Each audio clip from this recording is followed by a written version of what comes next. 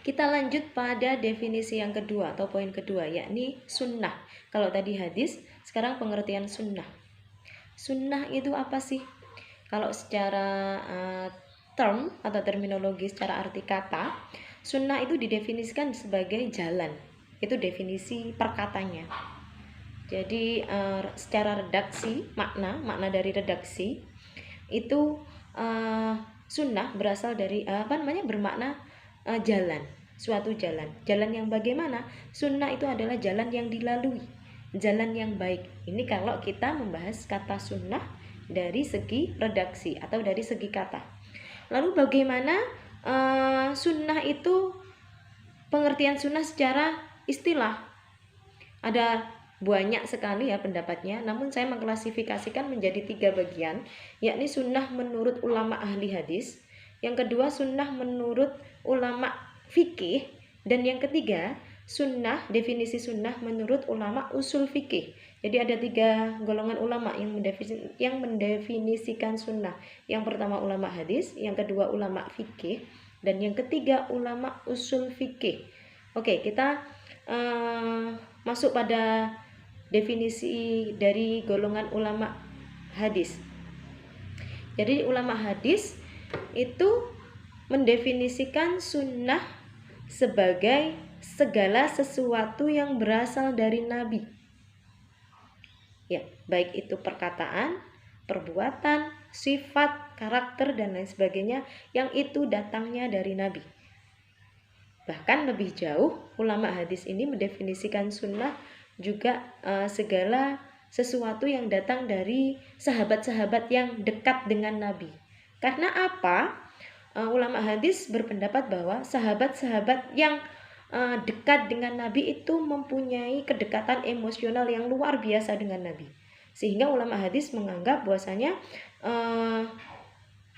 para sahabat mempunyai, katakanlah 80% mempunyai kesamaan sifat dengan Nabi, tapi tidak sama 100%. Nah, ini menurut ulama hadis. Jadi menurut ulama hadis, sunnah itu segala sesuatu yang berasal dari Nabi. Ya, bahkan dari para sahabat tabi'in, terutamanya khulafaur rasyidin yang ada 4 itu, mereka menganggap bahwa itu adalah hadis. Ini poin pertama. Oke, lanjut pada definisi yang kedua, definisi hadis, definisi sunnah dari ulama fikih. Nah, ulama fikih mendefinisikan hadis itu lebih luas daripada ulama hadis. Ya, ulama fikih mendefinisikan sunnah itu sebagai sesuatu yang dibangsakan kepada Nabi. Jadi tidak harus berasal dari Nabi, tetapi jikalau ada hubungannya dengan Nabi, itu dianggap sunnah. Oleh karenanya, pasti teman-teman mahasiswa tidak asing dengan istilah sunnah yang sudah ada. Sunnah, dari definisi sunnah dari ulama fikih inilah yang mendefinisikan sunnah sebagai sesuatu yang jika dikerjakan mendapat pahala, dan jika ditinggalkan itu tidak mendapat dosa. Ini definisi sunnah yang berasal dari ulama fikih. Jadi selama ini definisi-definisi sunnah yang kita dengar itu lebih dekat dengan definisi sunnah yang diberikan oleh ulama fikih. Ulama fikih memang mendefinisikan sunnah itu jauh lebih luas dari ulama hadis dan ulama usul fikih. Jadi segala sesuatu yang dibangsakan, bukan berasal ya, dibangsakan. Artinya apa? Segala sesuatu yang ada hubungannya dengan Nabi, ini bisa dikatakan dengan hadis. Sehingga lahirlah konsep definisi yang mengatakan bahwa sunnah adalah segala sesuatu yang perbuatan yang jikalau dikerjakan itu mendapatkan pahala, dan jikalau ditinggalkan maka tidak mendapatkan dosa. Seperti itu. Oke, kita lanjut pada poin ke-3, yakni definisi sunnah dari ulama usul fikih.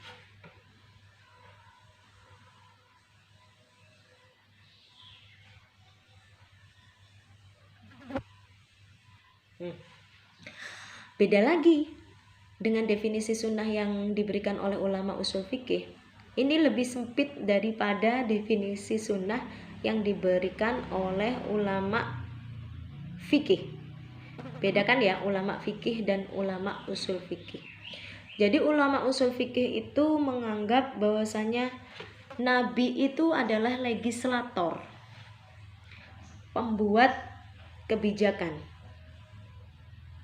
dalam hukum Islam. Pembuat kebijakan berdasarkan berdasarkan sumber utama hukum Islam. Sumber utama hukum Islam apa? Al-Quran. Jadi Nabi ini dianggap sebagai legislator atau penentu kebijakan, penentu hukum, yang mengambil hukum, mengajarkannya dan lain sebagainya bersumber dari ajaran Islam yang utama, yakni Al-Quran. Nah, ini ulama usul fikihnya mendefinisikan demikian. Jadi kenapa lebih sempit? Karena ulama usul fikih lebih berhati-hati lagi, takut salah dan lain sebagainya. Jadi sangat hati-hati mendefinisikan sunnah. Jadi karena menganggap Nabi itu sosok yang sangat mulia. Karena mulianya beliau berkedudukan sebagai legislator atau penentu hukum yang langsung diwahyukan Al-Quran oleh Allah kepada beliau, sehingga segala perkataannya itu bisa disebut dengan hukum dalam Islam. Sehingga nah inilah nanti kita dapat tarik konklusi bahwasanya sunnah itu adalah jalan yang harus dilalui ketika seseorang dalam mengambil hukum. Karena apa? Sunnah juga sekaligus menjadi bayanut tafsil Al-Quran. Dia adalah penjelas Al-Quran. Dia sesuatu yang dijelaskan dalam Al-Quran secara umum, maka kita mendapatkan referensi terperincinya melalui hadis, melalui sunnah. Nah, inilah kedudukan sunnah menurut ulama usul fikih, seperti itu.